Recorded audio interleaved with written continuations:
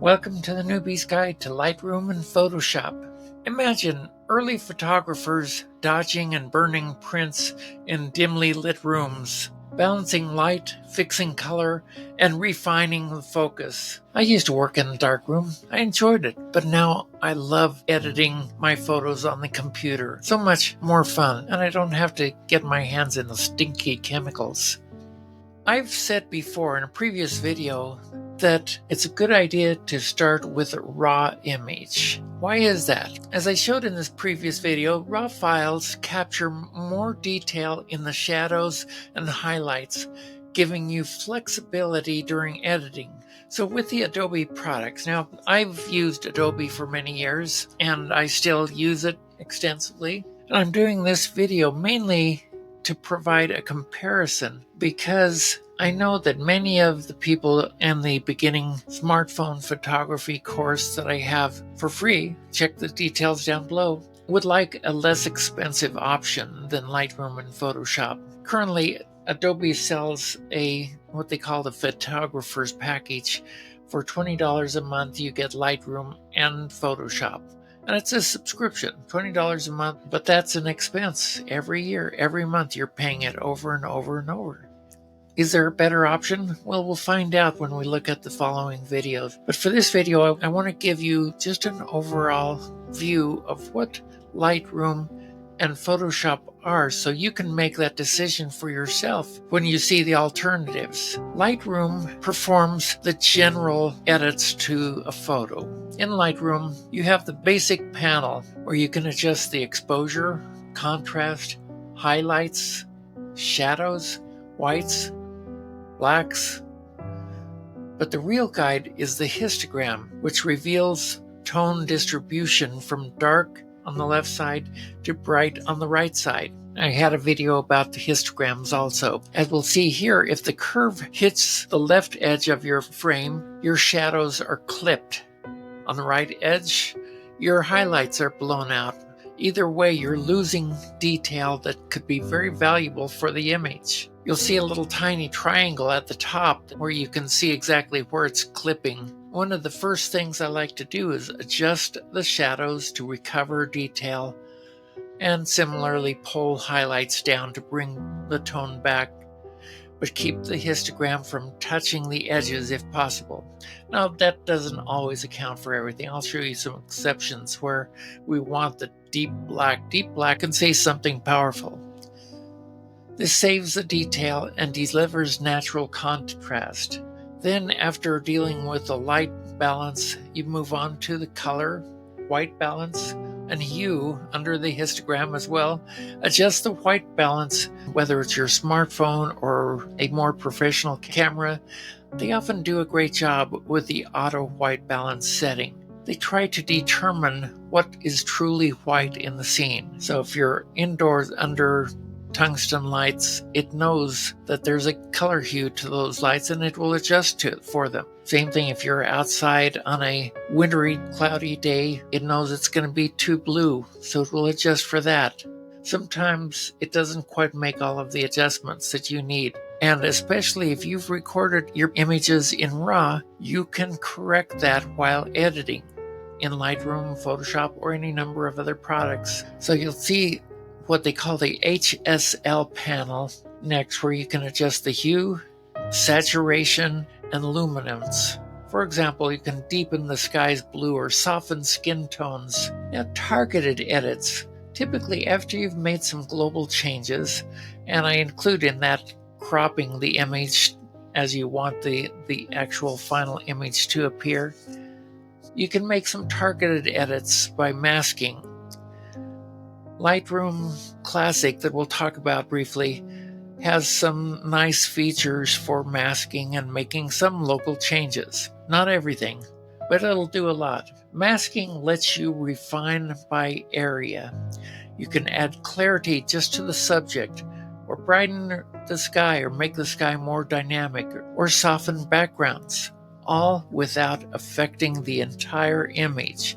It's precise digital dodging and burning. So here are some before and after I edited with Lightroom.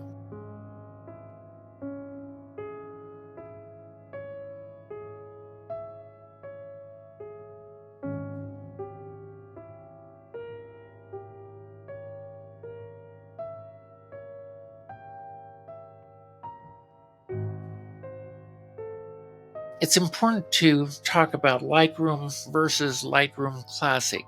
Adobe added some confusion to the software offerings by having two versions of Lightroom. Now, what they call Lightroom, which is actually a more recent release of the software made for cloud editing. The interface has been simplified somewhat, and it's made to align with the mobile versions with automatic cloud syncing across devices. It can be ideal for beginners and mobile shooters, but Lightroom Classic, gosh, this sounds familiar, doesn't it?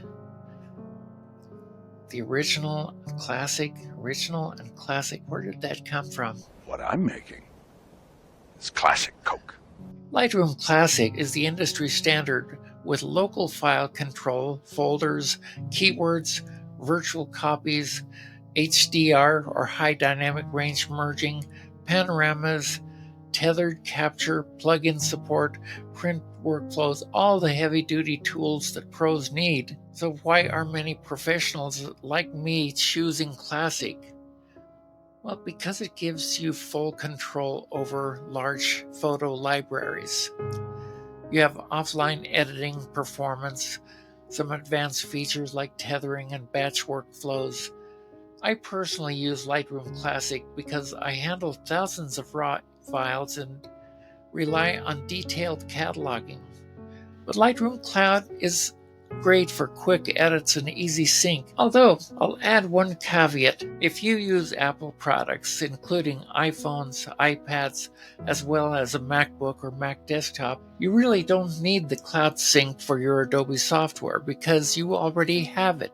When I take a photo with my iPhone, I see it in my pictures photo on my Mac. That makes it very easy to go back and forth without using the mobile Adobe software. If you use a PC, there's another step in the process, but you can still move images back and forth. I have a PC laptop that I often use when traveling. Let me know in the comments below if you'd like to see how I do that. Once your core edit is set, Photoshop steps in to polish it. Layers give you separate transparent sheets where you can add paint, color, changes, text, all on top of the image without harming the base photo. Brushes help fine-tune, adjust exposure, paint, masks, or add effects with control over the size, flow, and hardness. On mobile or desktop, load your edited image into Photoshop to refine it further, especially with tools like generative fill or advanced masking. But so here's the complete workflow. Shoot in RAW for maximum flexibility. Use Lightroom for global tone or color corrections guided by the histogram. Use masking or local edits in Lightroom if they'll help you. Then move it into Photoshop for precise, layered, and creative finishing touches. Mobile is fast and convenient, but desktop's software gives you precision, speed, and better file control. In Photoshop, making fine adjustments often give me the satisfaction of feeling like I'm painting on the image. For example, I can add an adjustment layer to an image. Perhaps I want to add saturation, but not to the whole image. So I can set up the layer for the amount of saturation, but add a mask that allows me to use a paintbrush in that saturation to only the spots where I want it. I can do that with any edit that I want to make. Here's another pro trick. I used to use a graphics tablet called a Wacom tablet added onto my computer where I could draw in changes on Photoshop. On Photoshop, you can get very fine and detailed on your edits, and I've done that in a number of cases. Now, I just use my iPad. I can connect my iPad as another monitor on my computer, and I can move the edit screen over here and use the Apple Pencil to do the drawing. Pretty cool, isn't it? It really is. It makes it so much nicer just to make those fine details. And frankly, it's a lot of fun. If you want more in-depth how-tos, full-length demos, and feedback from fellow learners, join our free school community. And don't forget, up next is a direct lineup of budget-friendly editor alternatives. Subscribe now to make sure you don't miss it. Have you edited on mobile or desktop? Which feels better to you and why? Drop your thoughts below. And if you've used Lightroom and Photoshop and now use something else, please let us know. I'd love to hear about your experience, and I will take that into account on the next video when talking about alternatives. In addition to your standard tools on your PC or Mac, both Lightroom and Photoshop have mobile versions. I found the Lightroom mobile can be quite handy for making some quick overall adjustments to an image. However, the types of edits that I normally do in Photoshop really require some display area and tight control over your brushes, over the small controls, and over the image. So if I really want to work in detail, I'm not going to mess with the mobile versions. It's just a lot easier on my Mac desktop. If this video has helped you at all, like, subscribe, and come join us on School. It's a great community. In the next video, as I mentioned, I'll be comparing some other software that may be more affordable than Lightroom and Photoshop, just to give you some alternatives. Come join us. Love to see you there. By the way, in the online community, we'll have some live discussions where we can go through these steps bit by bit.